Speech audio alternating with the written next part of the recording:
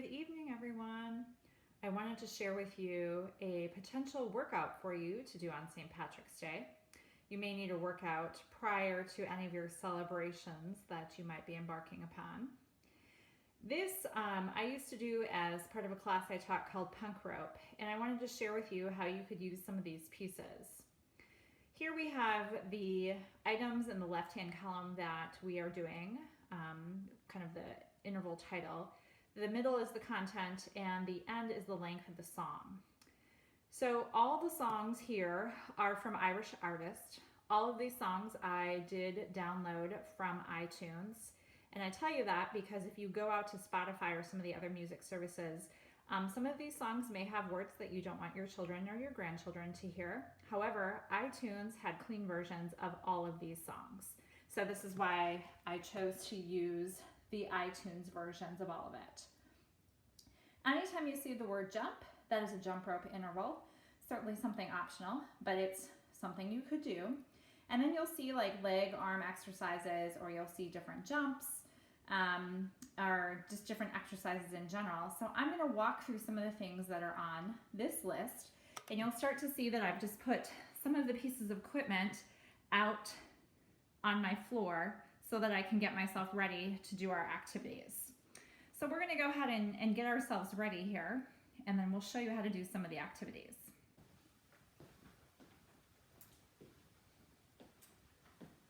Hi, I'm gonna walk through some of the activities in the St. Patrick's Day Punk Rope. So you may have seen online the listing of different activities that you could do. And remember, you could pick and choose the different things that you would like to do off of this list. Again, the left-hand column is the interval title or the type of activity we're doing. The middle column is actually the content, what we want to be doing. And then the right-hand column that you'll see is the song as well as the length of time for that song. So the beginning is a warm-up, and just like you do any other workout, you're just gonna go through warm-up movements, maybe walk a little bit so that you're ready to do all this.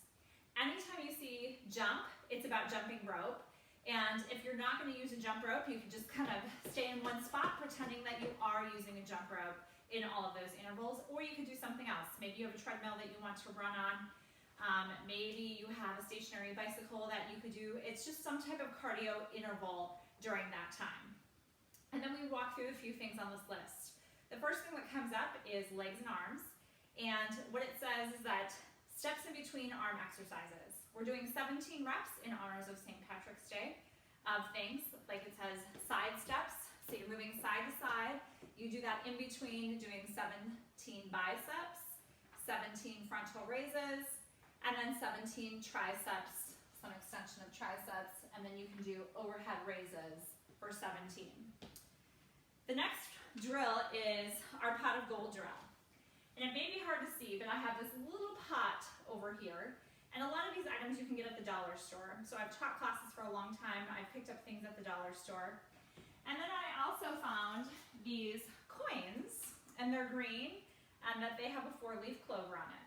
So you could do this activity in a variety of ways, and it's a great one to do with some kids, but definitely one to do with a partner. So the song that's listed on here is actually a kid's song called Leprechaun. It's only 1 minute and 24 seconds. And what our team would do is we would alternate between a partner. So you'd have to pick up a coin, you'd have to run down, drop it in the bucket so you can decide where you have it, then you run back, tag your partner, and then your partner runs one down and drops it. The other way that you can play this game is that you actually run down and you have to try to get the coin out of the pot. That's a little bit harder with these little pots. So sometimes we've used paper plates, like these all have shamrocks on it.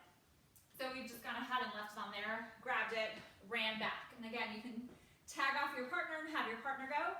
You can also do it by yourself. Again, put all the coins in one spot and try to see how many you can get into that bucket in that 1 minute and 24 seconds.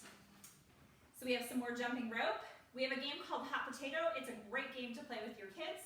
And then I realized I forgot a ball to show you all of this. But like if I was using my pot, basically we're in a circle and we're throwing the ball.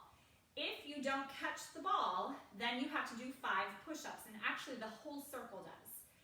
One of the ways that we've played it is that we actually start moving around the circle as we're passing. So everyone's moving in a circular motion. We're passing the ball back and forth, And if you don't catch the ball, it flies through, everybody has to stop and give us 5 push-ups. You can do push-ups on your knees. Or maybe you pick a plank and you say that you have to hold it for 5 seconds. So that's a pretty easy one to throw in. There is an Irish game that you need a wall and a ball to do. We're going to do a separate video on that Irish game, simply because it takes a little bit more explanation to go through that. Shamrock line grabbers. So I picked up these shamrocks. They're pieces of paper cut out. I probably got it at the dollar store or maybe Burpee City. It wasn't very expensive. But if you know line grabbers, if you ever did any sports, what's going to happen is you're going to have several lines marked on the floor, or maybe you put a cone out. I put some paper plates out. And then we do line grabbers. So all of our shamrocks are in one spot. I start off, I have to run to the first line, drop the shamrock off. I have to run back to the next and get it. Run to the next line, drop the shamrock off. Run back, reach down, grab another shamrock, run it all the way out to that next line. You keep going depending on how many lines you have. I've done this on the gym floor. You can have pretty big spaces between your lines. You could keep it fairly short. So you could do it as an individual, and then you can go, after you have them all laid out at your lines, then you have to pick them all up. So you run out, usually to the furthest one, grab it, come back. You can start close. But you're getting some runs, some sprints in. Maybe you're not a runner, so you could skip. You could walk really fast.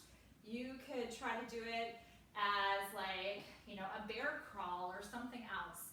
But that's what we're doing with this. Do it with a partner. It's often a lot of fun with your partner, because then partner number 1 goes, drops it off, runs back, tags the partner, and they've got one set up, and now they go out to the farther line, drop it off, they run back, tag, you grab. So you could do this in a lot of different ways and get some good exercise. The song that we have listed on here for that is another kids song. It's kind of like a kids bop type, and it's only 2 minutes long. You'd be surprised how long 2 minutes takes. We're going to do a 17 rep lower body exercise. Once again, we're going to do a separate video for that one, just so that we can walk through the exercises and we can show you how to modify the exercises, make it harder or easier. One of the things that all of my adults seem to relate to, especially with St. Patrick's Day, is this next one. We've built a pyramid out of shot glasses. So you may have some plastic shot glasses laying around. I have some very colorful shot glasses. And what I've done is I've partnered up. This is usually how we play it. You can play it with your kids too, because this is a building game. It's construction. It takes a little hand-eye coordination. So what we've done is kind of that same concept. This person starts with, I guess, should probably just start with 1 shot glass. And the song is called Streams of Whiskey. It's 2.5 minutes long. So you're gonna run down to wherever your line is. You could skip, do some other movement. You could side shuffle, just move. So I drop it off, I run back, I tag my partner. My partner is gonna go, and we're gonna end up building a pyramid. So this is something that your kids or your grandkids could really enjoy. So as we went through, we alternated, and in 2.5 minutes, you can get through a pretty good stack, and then we just started building a pyramid. So you might start with, tell your crew to start with 4 on the bottom, and then you might be able to move through building your pyramid. The thing is, like, once your heart rate gets going, and you have to bend down, this is changing levels. This is a really important functional movement. Sometimes you get a little unsteady, and then you end up knocking them all over. So we've played where you actually have to start all over. Sometimes we've played where you can fix it and then run back. But starting all over kind of makes everyone go, oh! And you could start the song over, or you could just start building the pyramid over. But this is pretty fun, and sometimes your kids really like doing it just simply because you're building, you're making something. But what happens is, you've got to change levels, which is an important movement concept. You're also running back and forth with this, and you have to work with your partner. So sometimes you tell your partner, okay, yeah, here I come. Let's go 4 on the bottom, or let's go 3 on the bottom, or add another one at the bottom for stability. Push them closer together. Those types of things. So it's a great one for communication as well. One of the ones that a lot of my adults really don't enjoy is the partner burpee drill. And this is how it works. So I'm partner number 1. I'm going to hold a plank. on the knees.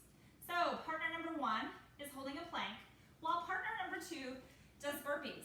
And you have to do 17 burpees before you get to switch. Here's the trick of the trade. Volunteer to do the plank first. Just gonna tell you that, because if you're the person going first with the burpees and then you have to stop and hold the plank, it is so much harder because your heart rate is up. So if you can, be the one that starts with the plank and that you get to do burpees second.